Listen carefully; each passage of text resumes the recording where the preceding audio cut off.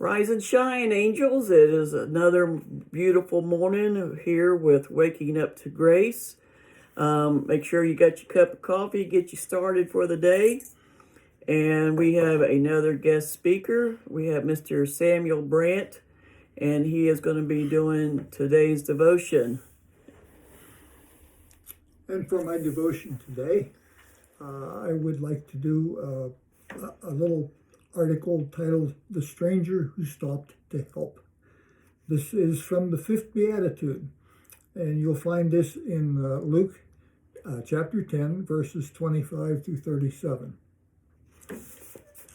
Just then, a lawyer stood up to test Jesus.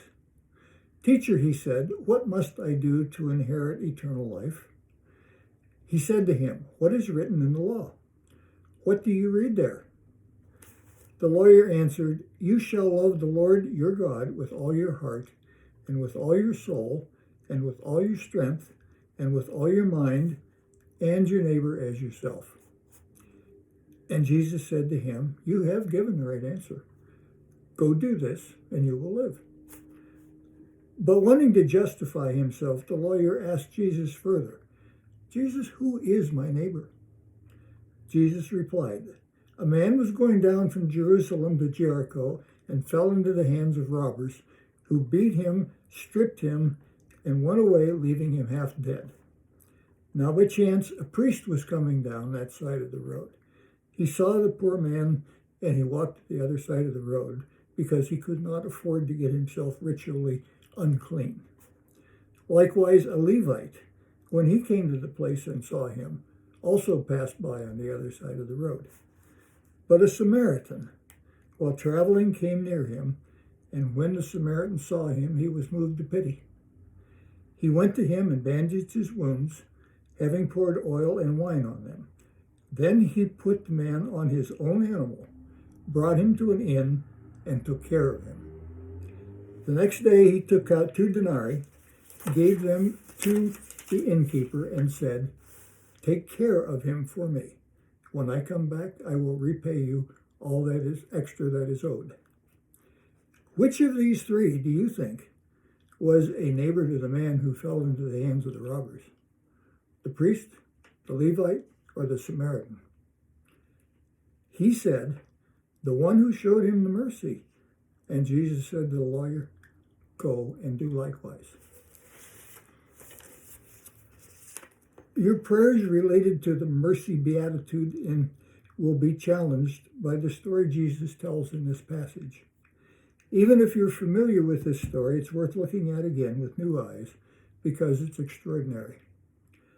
A lawyer asked Jesus for a definition of the term neighbor because he's trying to understand, or probably really trying to get around, what scriptures mean when they say, "Love your neighbor as yourself." In response, Jesus tells the story of a Jewish man who was robbed and left for dead on the side of the road. One after another, 2 upstanding Jewish citizens walk by, ignoring him. Then a despised Samaritan comes along, doctors up the wounded man, finds lodging for him, and foots the entire bill. Imagine this story being told today, but substitute the term Muslim for Samaritan, and you'll have a pretty good sense of the effect that Jesus was trying to create. The merciful person's identity is only part of the point. The other part is his action. He saw someone in need and stopped everything to care for him, sacrificing his own time and his own money for a stranger. As you think through this story, you'll see how Jesus is calling for us to be extravagant in handing out our mercy. Whoever needs help, whatever community is in need, is our neighbor. They belong to us, and our mercy belongs to them. So with that being said, we hope that you have enjoyed this morning's session of Waking Up to Grace. And remember what we have started out. We take a deep breath. I am a child of God, and I am loved. Stay tuned for some more guest speakers, and Sam will be returning with us, and we hope that you have enjoyed this morning's session. Bye-bye. Bye, y'all.